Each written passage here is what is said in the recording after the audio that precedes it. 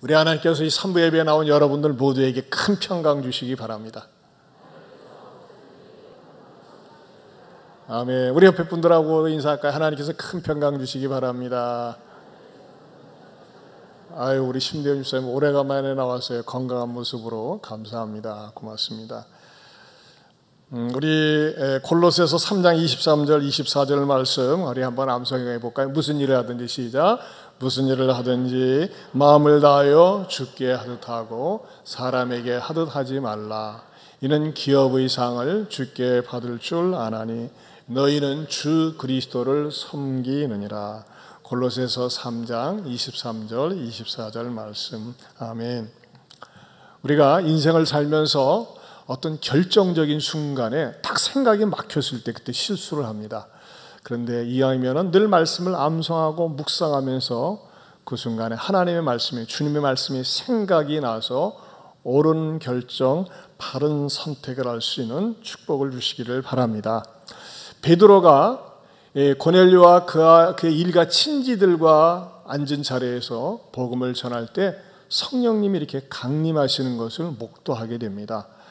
그러면서 이들에게 세례를 주면서 어떠한 것을 같이 처음으로 깨닫게 됩니까? 이방인들도 우리의 영적인 가족이구나. 전에는요, 이방인은 우리하고 관계가 없다고 생각을 했어요. 이방인들이 하나님을 믿어도 진정한 영적인 가족이 될 수 없다고 하는 그 고정관념을 가지고 있었습니다. 그러나 성령께서 이방인들에게 강림하는 것을 목도하면서 하나님도 이방인이나 우리나 똑같이 하나님의 영적인 가족, 아브라함의 후손이 될 수 있다고 하는 것을 크게 깨닫게 됩니다.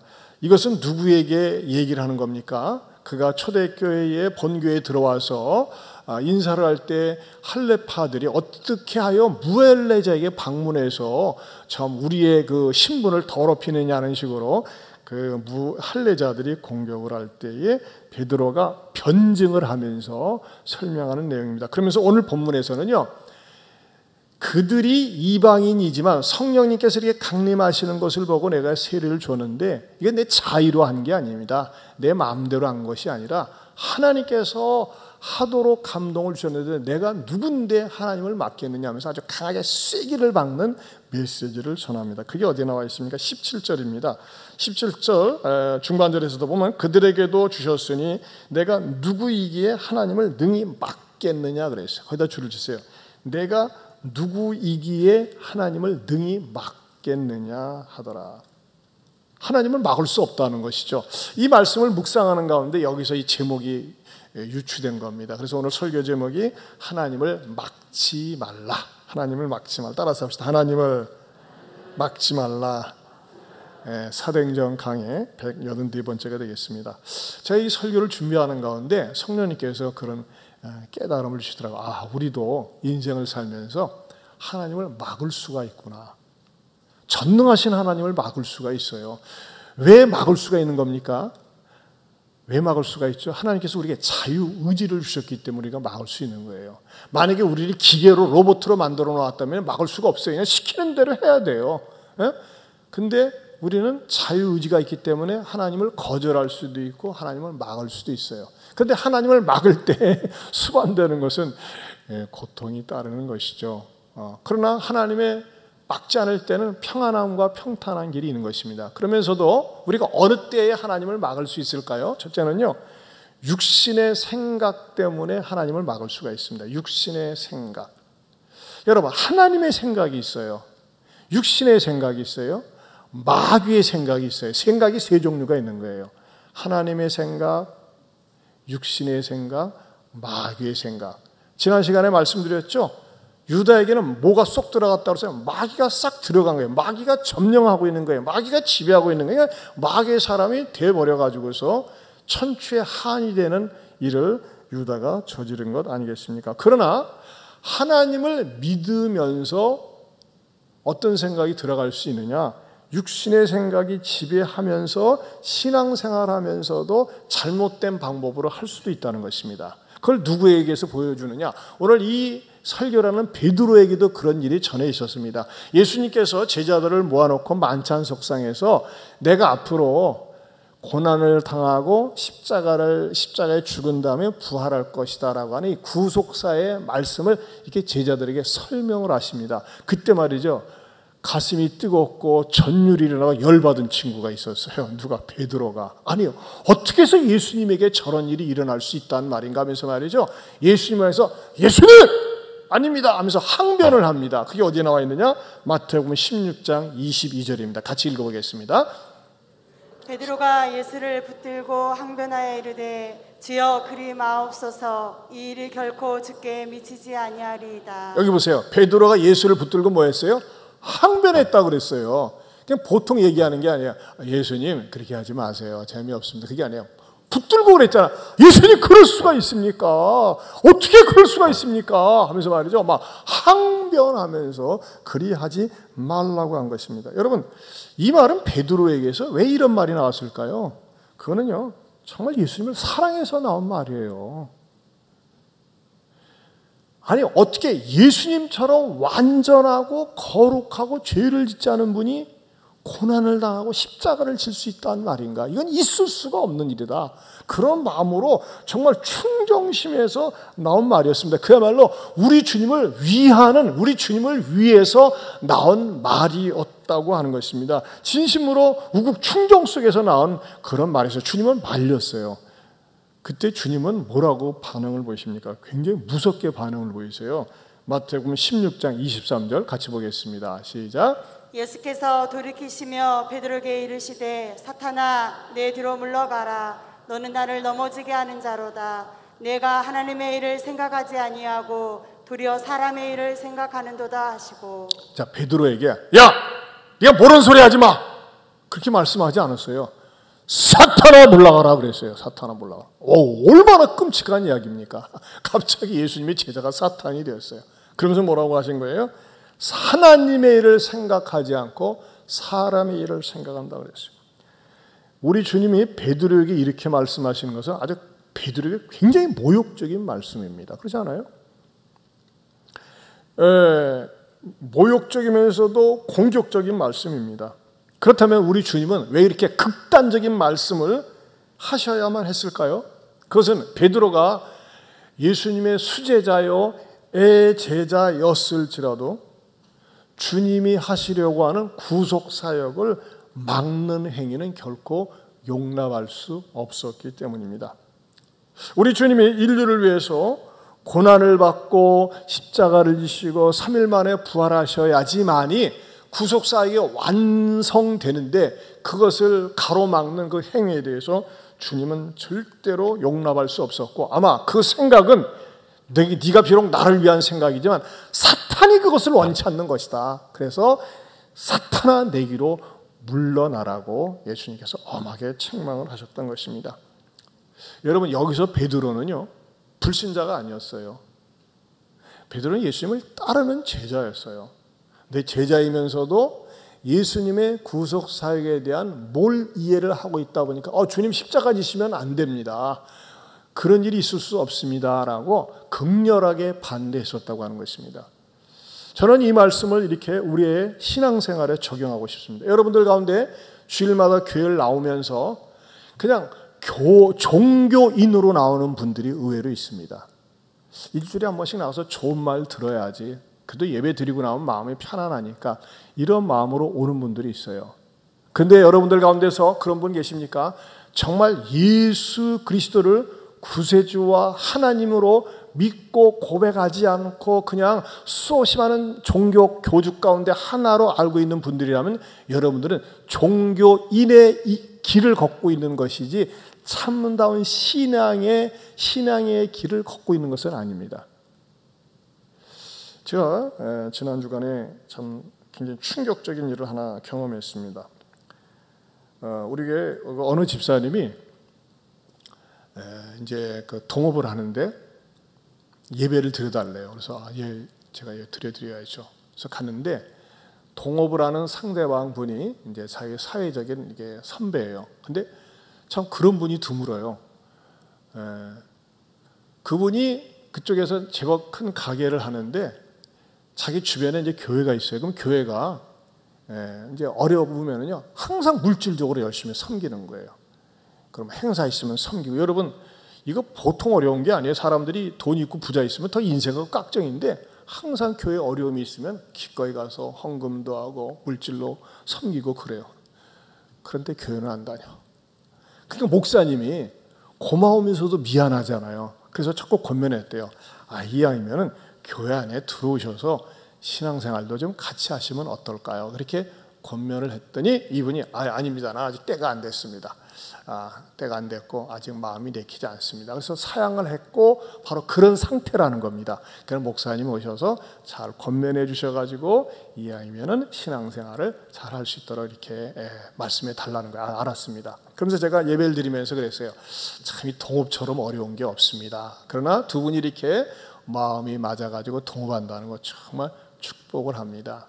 그리고 이왕이면은 신앙생활을 같이 하는 것이 얼마나 좋은지 모릅니다.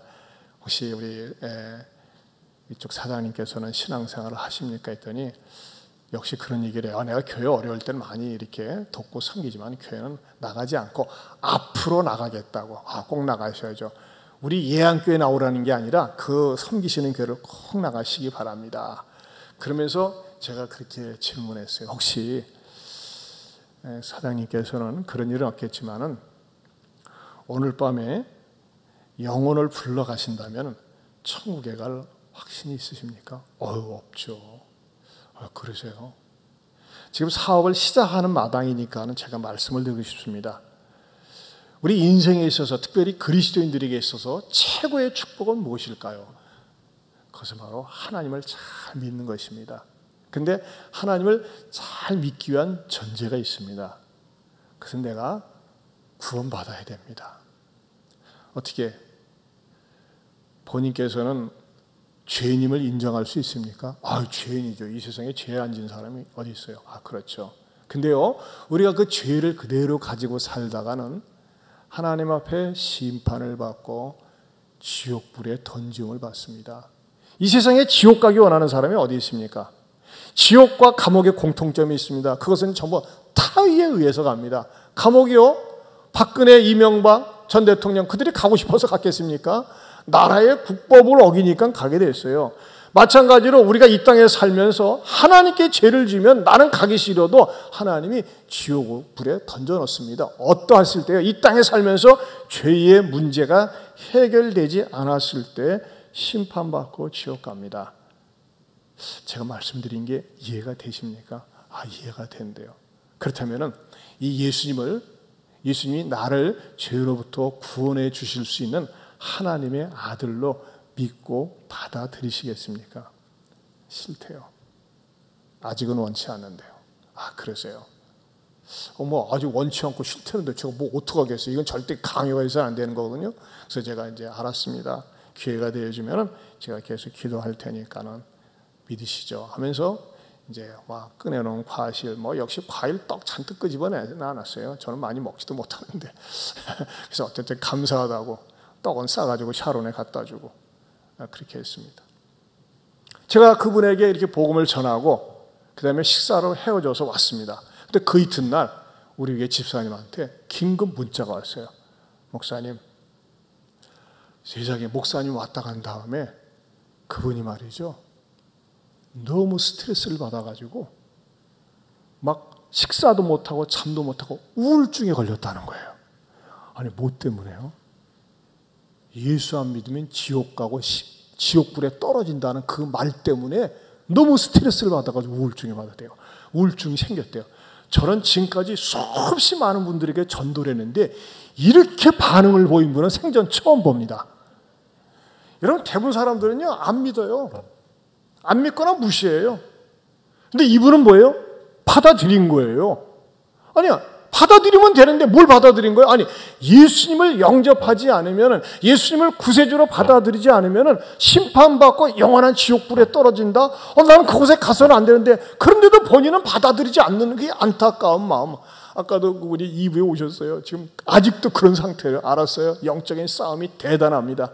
제가 계속 기도하겠습니다 하면서 말이죠, 우리 집사님한테 그렇게 얘기를 했어요. 여러분들도 생각날 때마다 기도해요. 너무 안타까워요. 이분이 맞습니다. 나 지옥에 가기 원치 않습니다. 하나님 나 좀 구원해 주세요. 그러면 되는데 지옥에 가기는 원치 않는데 하면서도 안 받아들이는 거예요. 나 참 이거 어떻게 하면 좋을지 모르겠어요. 또 이 유튜브를 들으실 텐데 부탁합니다.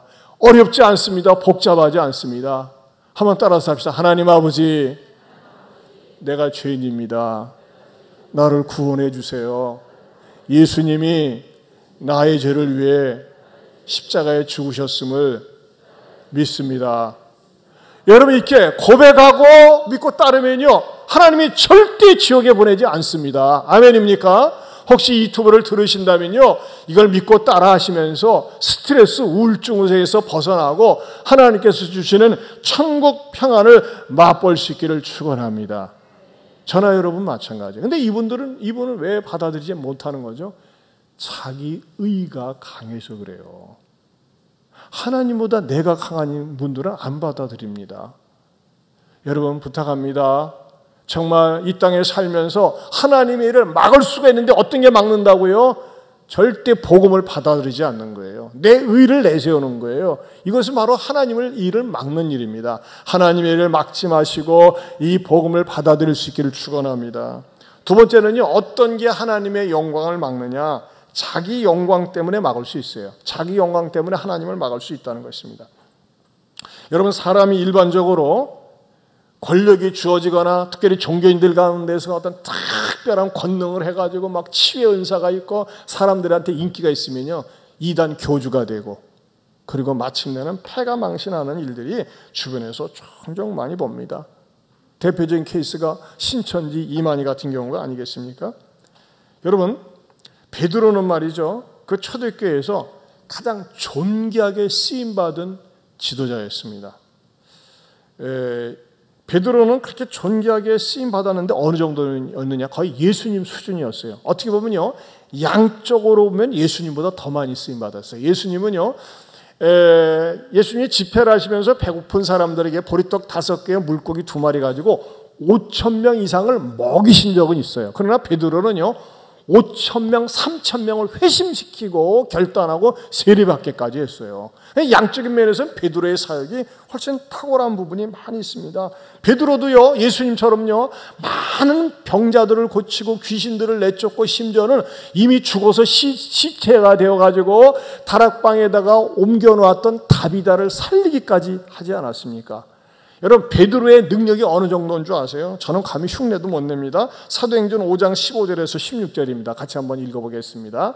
시작. 심지어 병든 사람을 메고 거리에 나가 침대와 요 위에 누이고 베드로가 지날 때 혹 그의 그림자라도 누구에게 덮일까 바라고 예루살렘 부근에 수많은 사람들도 모여 병든 사람과 더러운 귀신에게 괴로움을 받는 사람을 데리고 와서 다 나음을 얻으니라. 여러분, 이 말씀을 보세요. 다 나음을 얻었다 그랬어요. 여러분, 병원에 가면 다 고칩니까? 못 고치는 병도 훨씬 많습니다. 근데 베드로는요, 예수님처럼 그에게 데려오는 모든 환자를 다 고쳤어요. 오죽하면 베드로가 지나갈 때 가만히 있어봐, 저 그림자라도 좀 비춰가지고 좀 나음을 받아야겠다, 이 정도로 베드로가 쓰임을 받았다고 하는 것입니다. 처음에 사도로는요, 예수님의 구속사역을 아니되옵니다 하면서 막아서려다가 사탄이라고 하는 혹독한 책망을 받았습니다. 여러분, 저도 한 번도 누구에게 그렇게 책망해 본 적은 없습니다만, 너는 바로 사탄이 하는 거야 말을 들었을 때 얼마나 불쾌하겠어요. 보통 사람 같으면 나 예수님 제례 안 할래요, 그냥 갈래요 예수님. 아니, 언제는 내 위에 내가 교회의 반석이 돼가지고 교회를 세운다고 해놓고 나서는 사탄이라고 그래요. 예수님 싫어요. 도망갈 수도 있어요. 그러나 이 베드로는요, 속이 아프지만 쓰리지만 그걸 받아들이고 깨닫습니다. 그러면서도 베드로가 연약해서 주님을 나중에 배신했습니다만 철저하게 회개하고 이렇게 존귀한 지도자로서 그가 쓰임을 받습니다. 그러나 그가 존귀한 지도자로 쓰임 받은 다음에 많은 사람들이 베드로를 지켜세우고 높여주고 할 때도 한 번도 베드로는 교만하지 않습니다. 그 영광을 가로채지 않습니다. 왜? 철저하게 연단되어지고 단련되어졌기 때문에, 주님 중심으로 믿음이 철저하게 무장되었기 때문에 결코 자기를 내세우지 않습니다.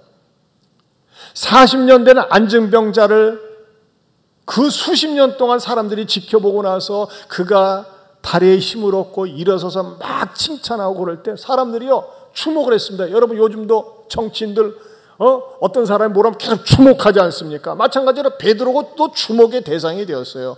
그랬을 때 베드로가 뭐라고 얘기를 합니까? 사도행전 3장 12절입니다. 같이 보겠습니다. 시작. 베드로가 이것을 보고 백성에게 말하되 이스라엘 사람들아 이 일을 왜 놀랍게 여기느냐 우리 개인의 권능과 경건으로 이 사람을 걷게 한 것처럼 왜 우리를 주목하느냐. 자, 베드로와 요한을 주목하는 것을 사양했어요. 우리 주목하지 말아라.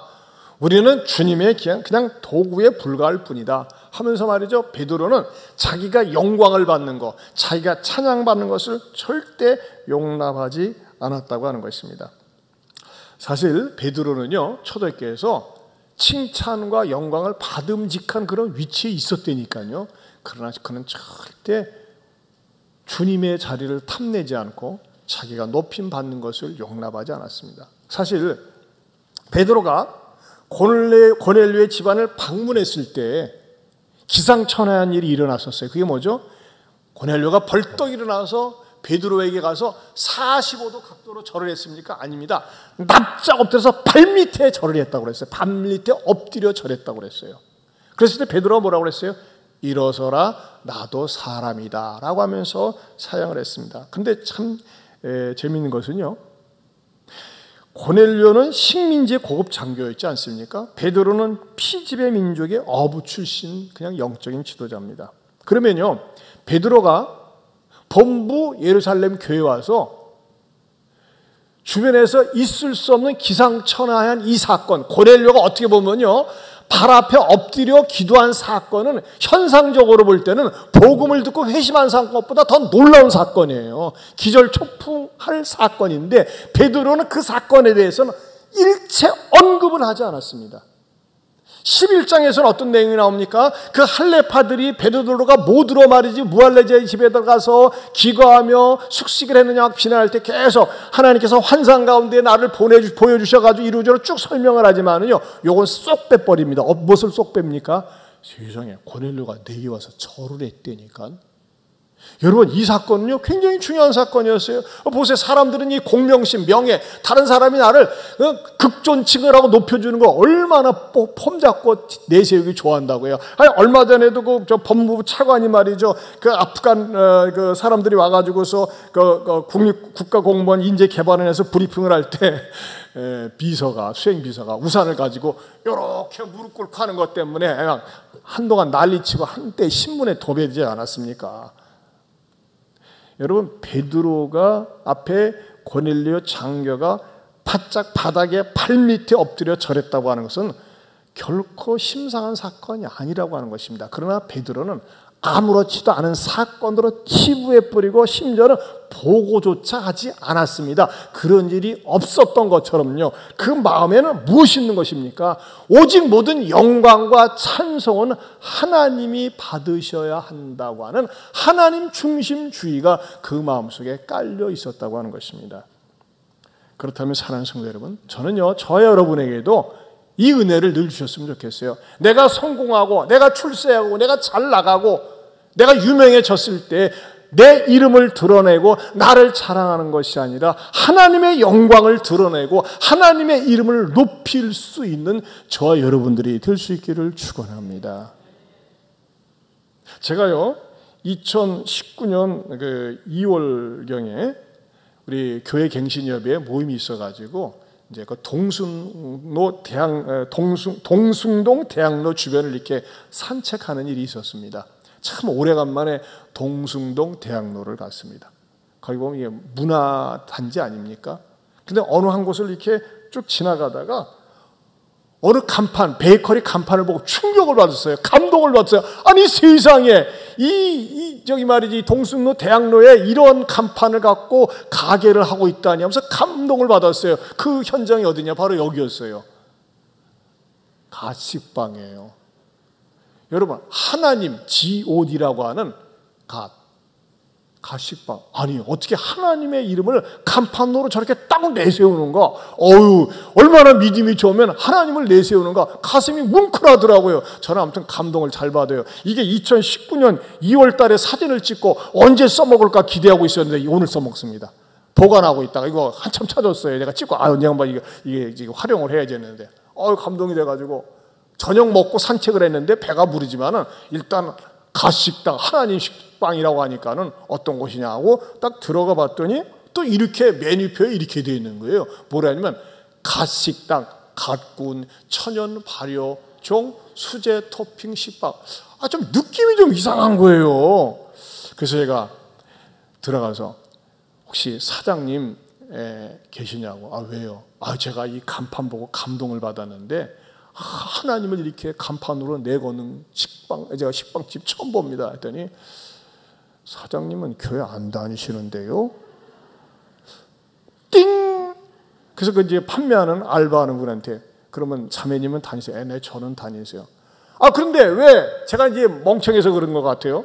근데 왜 갓식빵이라고 했습니까? 다른 의미 아니에요? 갓 구운 빵이란 뜻이에요. 아니 세상에 갓 구운 빵이라는 것 갖다가 어떻게 하나님의 이름을 도용하냐 이거예요. 난 그때부터 막 불쾌한 거예요. 화가 나는 거예요. 하나님 죄송합니다. 하나님의 영광이 하나님의 거룩하신 이름이 저렇게 대문자로 쓸 때는 우리 기독교가 얘기하는 갓이거든요. 지오디라는 말도 많이 쓰잖아요. 지오디. 그 소문자 지오디는 잡신을 얘기할 적에 소문자 지오디를 씁니다. 막 불쾌하고 하나님의 영광이 짓밟혀지는 것 같아서 제가 말이죠. 빵을 사는 입장이니까 가반이겠어요. 저는 을이고. 내가 한마디 하겠습니다. 이렇게 하나님의 이름 함부로 쓰는 거 아닙니다. 이거 하나님 기뻐하지 않습니다. 하나님의 이름을 망령되이 일컫는 것입니다. 하면서 말이죠. 제가 빵집 주인을 찾아가지고서 이렇게 좀 할 말은 하고 나와야지. 그랬더니 시무룩하더라고요. 이게 뭡니까? 이런 행위들은 바로 하나님의 이름을 도용하는 것이고 하나님의 영광을 가리는 것입니다. 그래서 우리 주변에도 보면 말이죠. 그런 말 많이 있잖아요. 신이다 그래가지고 신의 한 수다, 공부의 신이다, 예능의 신이다, 노래의 신이다, 골프신, 신의 직장. 이런 말 함부로 쉽게 쓰는 것 아닙니다. 우리가 언어 사용에 있어서 무엇을 할 때도 말이죠. 여러분 이스라엘 사람들은 제호바, 야훼, 하나님 이름을 갖다가 쓸 때는 붓을 바꿔 쓴다고 하지 않습니까? 얼마나 하나님의 이름이 여러분의 어머니, 아버지 이름 누가 물어볼 적에 함부로 얘기합니까? 자녀들을 가르칠 적에 우리 아이들 할 적에 오자, 주자, 함자 하면서 말이죠. 이름 하나하나를 소중히 여기는 것처럼 우리들도 하나님 성회에 대해서는 높이고 찬양할지언정 함부로 쉽게 사용해서는 안 된다는 것입니다. 아멘입니까? 그 다음에 세 번째로 말이죠. 하나님을 능히 막는 가장 악한 행위 가운데 하나가 뭘까요? 그것은요. 복음의 축복을 공유하지 않는 것입니다. 복음의 축복을 공유하지 않는 것. 여러분, 먼저 복음을 듣고 예수 믿는 사람은요, 무엇을 축복을 따놓은 당상인 줄 아십니까? 하늘의 기업을 받게 되었고 구원받은 하나님의 자녀가 된 것입니다. 오늘 17절을 다시 한번 보겠습니다. 17절 다시 봅니다. 그런즉 하나님이 우리가 주 예수 그리스도를 믿을 때에 주신 것과 같은 선물을 그들에게도 주셨으니 내가 누구이기에 하나님을 능히 막겠느냐 하더라. 거기에 보면요, 선물이라는 게 나옵니다. 선물. 이 선물이 뭘까요? 눈에 보이는 어떤 가시적인 물리적인 게 아니라 여기서 선물은 성령님을 얘기합니다. 성령님. 한번 따라서 해주세요. 성령님. 하나님의 영입니다. 이게 무슨 말이냐? 여러분, 우리가 예수님을 믿게 된 거는 내 머리가 좋고 내가 종교성이 있고 내가 똑똑해서 믿게 된 게 아니에요. 그건 뭐냐? 성령님께서 감동을 시켜주셔서 믿게 된 거예요. 아까 말씀드린 그분도 말이죠. 아직 성령님께서 감동을 안 시켜주시고 맨 지성과 자기 이성, 자기 경험 때문에 받아들이지 못하는 거예요.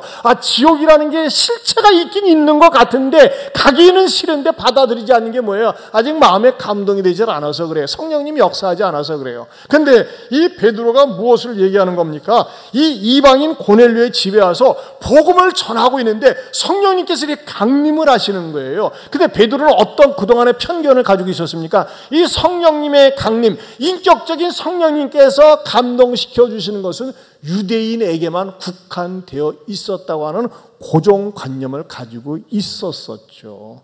그런데 이 이방인들인 고넬료와 이 일가 친지들에게 복음을 전하고 있을 때, 아니 세상에 우리에게만, 우리만 독점하는 것과 같은 성령님께서 이방인들에게도 강림하는구나, 이것을 깜짝 놀랐다고 하는 것입니다. 이것을 놀랐기 때문에 뭐라고 얘기하는 거예요? 세례를 주지 않을 수 없었다. 어떻게 성령님께서 이렇게 강림하시는데 내가 누구간데 하나님을 맡겠느냐라고 베드로가 강하게 변증을 하고 있는 것입니다. 그렇다면 우리에게서 여기에서 주는 메시지가 무엇입니까? 여러분, 우리가 뭔데 얼마나 내가 똑똑하고 잘나서 복음을 듣고 예수님 믿게 되었습니까? 아닙니다. 저와 여러분들이 하나님의 은혜로 말미암아 감동을 시켜주셔서 예수님 믿고 하나님의 자녀가 된 줄로 믿습니다. 여러분, 하나님은 변함없는 간절한 소원이 있어요. 그 소원이 무엇인 줄 압니까? 디모데전서 2장 4절입니다. 같이 보겠습니다. 시작. 하나님은 모든 사람이 구원을 받으며 진리를 아는 데 이르기를 원하시느니라. 네, 모든 사람이 구원을 받으며 진리를 아는 데 이르기를 원하십니다. 여러분, 이 하나님의 소원이 있어요. 그래서요, 우리가 때를 얻든지 못 얻든지, 직장에 있든지 길가에 있든지 어떤 공동체에 있든지 내가 기회가 주어지면은 복음을 전해야 된다고 하는 것입니다. 어른이 됐건 어린아이가 되었건 복음을 전해야 됩니다. 제가 한 번은 말이죠, 이렇게 샤론을 향해서 일을 보러 가는데 아이들이 말이죠, 자전거를 열심히 재밌게 타고 있더라고요. 우리 교회가 이게 애들 자전거 타기가 굉장히 안전하거든요. 그래서 말이죠, 하도 열심히 타니까 두 아이를 불러가지고서 제가 얘기했어요. 야, 너희들 예수 믿니? 교회 다니냐? 아니요. 너희들 예수님 믿으면 예수님 믿어야 천국 가. 천국이 뭔데요? 천국은 예수님 믿는 사람들이 가는 데인데 너네 혹시 영국이나 미국 갔다 온 적이 있어? 아니요. 천국이 있어. 어디 있는 줄 알아? 성경에서 천국을 가르쳐줘. 성경에서 천국으로 가는 길을 안내해 주거든. 그러면서 니네들 말이지 그럴 일은 없지만 니네들 혹시 오늘 저녁에도 죽으면 천국 갈 수 있어? 아니요. 니네 예수님 믿어야 돼. 그래서 제가 쭉 복음을 전했어요. 애들이 말이죠, 어린아이들이 막 스펀지처럼 말씀을 쫙 받아들이는 거예요. 그래서 얘네들에게 복음을 전하고, 그 다음에 얘네들이 그 주간에 또 뭐가 있었냐면 유년부 초청 주일이 있었어요. 그래서 유년부실에 모시고 가서 기념사진도 찍었어요. 자, 누가 말이죠, 제가 전도하고 있는 장면을 갖다가 이렇게 딱 찍어줬더라고요. 딱 서가지고 딱 다리 벌리고 애들한테 그냥 담대하게 천국 복음을 전하는 장면입니다. 얼마나 신나는지 몰라요. 애들이 잘 받아들이니까. 그래서 하도 이뻐가지고 또 유년부실 데리고 가서 기념사진 찰칵 찍고 제가 이렇게 인수인계를 했어요. 그리고 그 주일날 이렇게 나왔는가 이제 제가 선생님한테 했는데, 한 아이는 긍정적인 반응을 보이고 나왔는데 한 아이는 엄마가 뿔이 났대요. 엄마가 아니 뭐 목사인가 뭔가 말이지 우리 아이한테 예수 안 믿으면 지옥 간다고 했다고 왜 그런 무시무시한 말을 해가지고 겁나게 하냐고 또 그랬다는 거예요. 그럼 믿으면 될 거 아니에요. 무시무시한 말을 했다는 거예요. 근데 사람들 참 이상해요. 지옥 간다고 하면 싫어요. 그럼 지옥을 안 가는 길을, 이거 먹으면 몸이 상합니다, 이거 독약입니다, 몸 상함, 그럼 안 먹잖아요. 마찬가지로 예수님 안 믿으면 지옥 갑니다. 그럼 믿으면 될 거 아니에요. 믿도록 보내면 될 거 아니에요. 근데 그건 거부하면서 그 말은 듣기 싫어하는 거예요. 참 너무너무 안타까워요. 그래서 또 계속 기도하자고 그랬어요. 그리고 말이죠, 지난 8월에는 우리 심성엽 씨가 말이죠, 미얀마를 위해서 이렇게 난민 성금을 전달하는데 그 자리에 와서 전달식에 좀 참여해달래. 그래서 그 자리에 앉아 있는데 많은 공무원들이 있었고, 특별히 제가 놀라운 사실은 다문화 가족을 위해서 섬기는 그런 분들이 많이 있었어요. 근데 저는 몰랐는데 익산 시내에 다문화 가정이 2,000세대가 있답니다. 2,000세대. 그래서 쭉 인사를 하면서 그러길래 제가 그 자리에서, 그래서 앉은 자리에서 이 다문화 가족들을 섬길 수 있는 기회가 우리 예한교회에 주어지면 언제든지 섬기겠다고 기회를 주시라고 그렇게 인사하고 이제 전단식을 마치고 돌아가는데, 몇 주 지나서 그 다문화 담당 공무원들이 말이죠, 만나자고 연락이 온 거예요. 그래서 그러죠. 만나서 샤론에서 하는데 거기 보니까 뭐 과장, 계장, 뭐 주무원 세 분이 이렇게 오셨어요. 그러면서 여러 가지 얘기를 나누는데, 우리 예한교회에서 이 다문화 가정 가운데서 동거 생활하면서 정식으로 결혼하지 않은 분들이 여러분이 계시는데 합동 결혼식을 하려고 할 때 장소를 제공할 수 있는지, 협조해 줄 수 있는지. 그럼요. 우리 교회 장소 얼마나 좋다고요. 아무리 코로나 시대지만요, 우리 교회 이렇게 방역 잘 지키고, 또 익산시에서 어린이집이나 유치원 이렇게 행사할 때 우리 교회에서 빌려줘서 쓰고, 많이 이용하고, 또 이렇게 맘카페에서도 주차장 활용해서 쓰고, 언제든지 쓸 수 있으니까 쓰세요. 그리고 또 점심 때 식사 문제는 저희들이 해결해 드릴 테니까 그렇게 쓰세요 하면서 이렇게 얘기를 나눴어요. 근데 어떤 한 문제가 좀 약간 복잡한 문제가 있었어요. 이 문제는 어떻게 풀어야 될지 모르겠어요. 제가 그 문제는 제가 말씀드릴 수는 없고, 그래요. 저는요, 제가 목회를 하면서 지금 21년째 하는데 저라고의 어려운 일이 없었겠어요. 그런데 저는요, 이 어려운 문제가 있을 때 나 혼자서 머리 끙끙대고 풀려고 하는 것이 아니라 하나님께 기도하면서 응답받고 여기까지 왔답니다. 제가 그걸 권면하고 싶어요. 우리 귀한 분들이 오셨는데 이런 문제를 가지고 하나님께 여쭙고 해결받고 싶지 않습니까? 했더니 굉장히 어색하죠. 왜? 하나님을 안 믿으니까. 하나님을 믿으세요. 그러면서 말이죠, 제가 복음을 전했어요. 하나님을 믿게 되면요, 어떤 혜택이 주어지는 줄 아십니까? 하나님께 정식으로 기도할 수 있는 자격증이 주어집니다. 하나님을 믿지 않으면요, 하나님 아저씨예요. 아저씨가 도움 안 줍니다. 하나님은 내 아버지가 되십니다. 또 새로운 방법으로 접근을 했어요. 하나님 아버지가 될 수 있는, 하나님이 나의 아버지가 되시고 내가 기도하는 것을 들어줄 수 있는 그런 분이 되기 위해서는 내가 하나님의 자녀가 되어야 되는데, 그것은요, 예수님이 나를 위해서 십자가에 죽으시고 부활하신 것을 믿을 때 하나님의 자녀가 되는 권세를 주셨답니다. 무슨 말씀인지 이해가 되십니까? 이해가 되는데요. 그러면 기도할까요? 제 기도를 한번 따라서 해주실까요? 했더니 말이죠, 세 분이 같이 따라서 기도를 했어요. 기도하는 장면 보여주세요. 근데 주황색 입으신 분은 다른 교회 다니는 분이고 두 분은 교회를 안 다니셨어요. 그래서 따라서 했는데 제가 유튜브 보내드릴 테니까 꼭 보세요 했는데, 두 분 가운데서 한 분은 완전히 차단시켰고 안 들으려고, 한 분은 지금 열심히 듣고 계세요. 저는요, 결혼식장이 되었건 장례식장이 되었건 낯선 사람 누가 만나자고 하면 일단 그분의 얘기를 들으면서 반드시 내가 가지고 있는 가장 놀라운 인생 최고의 축복, 복음을 전합니다. 여러분 어떻습니까? 여러분, 이 세상에서, 지상에서 최고의 축복이 무엇이라고요? 예수님 믿는 거예요. 근데 예수님을 나 혼자만 믿어서는 안 되잖아요. 그래서 나에게 기회가 주어졌을 때 이 복음을 전하면서 이 험한 세상을 잘 살피고 살아갈 수 있기를 주님의 이름으로 축원합니다. 우리 인생에 비바람이 앞길을 막고 눈보라가 앞길을 가리고 험한 파도가 앞길을 막아도 우린 주의 길을 가야 됩니다. 그 길이 무슨 길입니까? 복음의 길, 생명의 길, 살리는 길인 줄로 믿습니다. 우리 한번 이 찬양 부를까요? 비바람이 앞길을 막아도. 우리 오늘 심집사님이 반저기 악기 연주한 거 몰랐었네. 아까 안 보여가지고. 아이고. 우리 집사님이 일주일에 지금도 2번씩, 3번씩 신장 투석하시죠? 예, 신장 투석하시고, 하시면서도 봉사하십니다. 아무튼 너무나 고맙습니다. 난 집사님 하도 안 보이셔가지고서 고맙습니다. 우리 격려의 박수 좀 한번 보내주세요. 고맙습니다. 더 좋아지셨네. 예.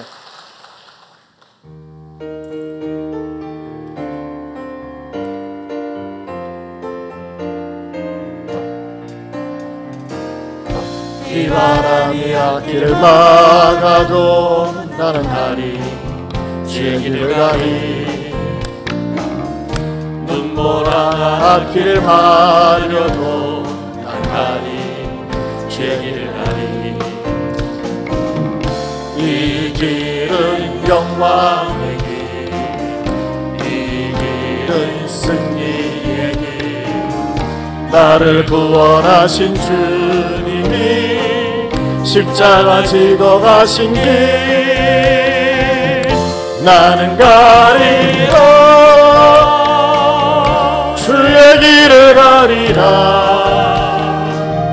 주님 발자취 따라 나는 가리라,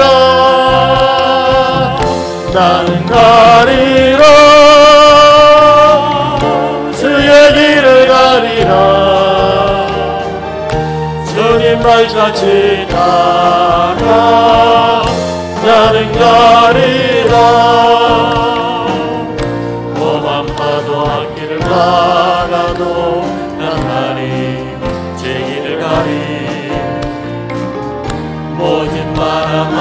가려도 나는 가리 제 길을 가리 이 길은 영광의 길 이 길은 승리의 길 나를 구원하신 주님이 십자가 지고 가신 길 나는 가리라 주의 길을 가리라 주님 발자취 따라 나는 가리라 나는 가리라 주의 길을 가리라 주님 발자취 따라 나는 가리라 코로나가 길 막아도 코로나가 길을 막아도 나는 가리 제 길을 가리 불경기가 길을 가려도 나는 가리 제 길을 가리 아멘 이 길은 생명의 길 이 길은 사명의 길 나를 구원하신 주님이 십자가 지고 가신 길 나는 가리라 주의 길을 가리라 주님 발자취 따라 나는 가리라 나는 가리라 주의 길을 가리라 주님 발자취 따라 나는 가리라 아멘. 기도하겠습니다. 이제는 우리 주 예수 그리스도의 은혜와 하나님 아버지의 변함이 없는 사랑과 성령님의 감화감동 교통하심의 은혜가 하나님의 길을 막는 사람이 아니라 하나님의 길을 여는데 복음의 길잡이로서 쓰임받겠노라고 다짐하는 모든 성도들 위해 영원토록 함께 있을지어다. 아멘.